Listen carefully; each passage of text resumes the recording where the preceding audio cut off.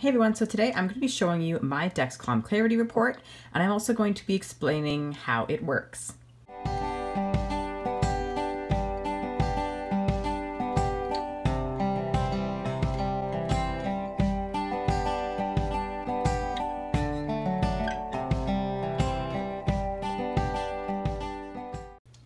Now I'm going to be using Dexcom Clarity, the Canadian version, and the reason that I'm going to be doing that is because, well, I am in Canada.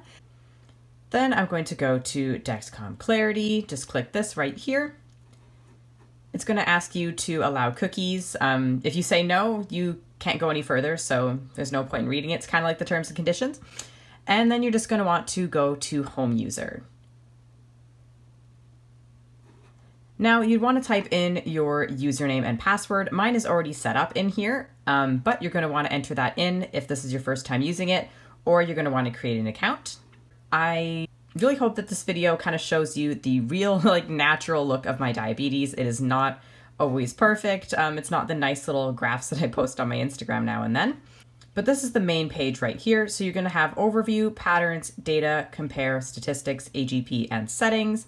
If you want to know what any of these means, you can simply click on the question mark at one of them and it will take you to the glossary. And here it will explain what each of the things that you were looking at, what they all mean. But here is the main page when you first open Dexcom Clarity. The default is going to be 14 days and it's going to be the most recent 14 days of full data. So it's going to tell you the days with CGM data. It's going to have right here your estimated A1C, your average glucose, standard deviation, hypoglycemia risk, time in range, and sensor usage, which is that right there. It's going to have some patterns if you have any. I don't have any. And then it's going to tell you what your best glucose day was. And then it's going to tell you down here what devices that you're getting your information from. So you can change this to 30 days or more.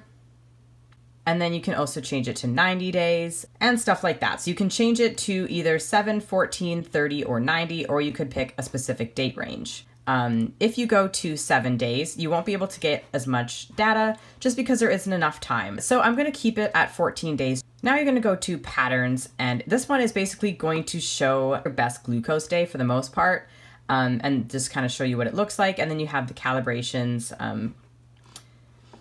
and then it'll tell you the statistics for that day. That one's not the most exciting. If you go to data, this one I find a little bit more interesting. And this one will just kind of show you the average for that period. So this is the average for those 14 days, and you can choose whether or not you want to show calibrations or not. And you can show which days you want to have included, time of day, events, usage, stuff like that. And then you can do the overlay, which actually shows each individual day. If you don't have your cursor over it, it'll show all of them.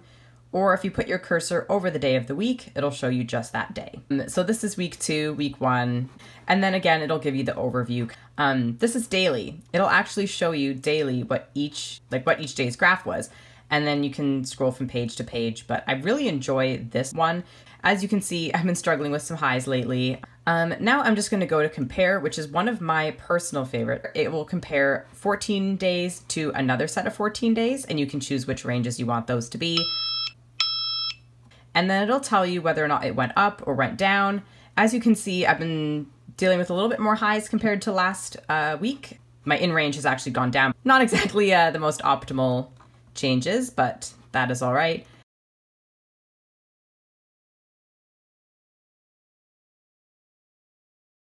And once again, you can change it to daily, like day 1, day 2. So you can really compare how, say you want to see how Tuesdays are for you. Maybe you have different events on each day of the week. So this will be really helpful to compare like Sunday to Sunday kind of thing. So yeah. And then this, again, is just another way to look at the daily thing. Instead of a trend graph form, you look at it in a bar chart kind of way. I know it's not exactly a bar chart, but now the last one here is AGP, and once again it shows you the trend graph and it has to do with quartiles and all that kind of stuff. And I'm not the best at statistics, so this one is kind of confusing.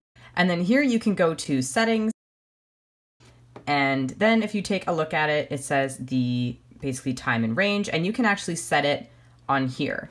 Now the settings that I have on here are different than the ones that I have on my phone. The ones that I have on my phone, I want to alert me before I go low, but here I'm just interested to when I actually am low. So I have it set a little bit lower here, and this one's set a little bit higher. And you can change like what specific time, like if you want the day and night. I have it the same all year round, but you can actually change it as well. And yeah, that is literally all there is to it. I hope this kind of showed you what Dexcom Clarity is about. Maybe you're looking to get a Dexcom and you just wanted to know what the online report looked like and whether or not it'd be helpful. But thank you so much for watching, and I hope to see you again soon. Bye.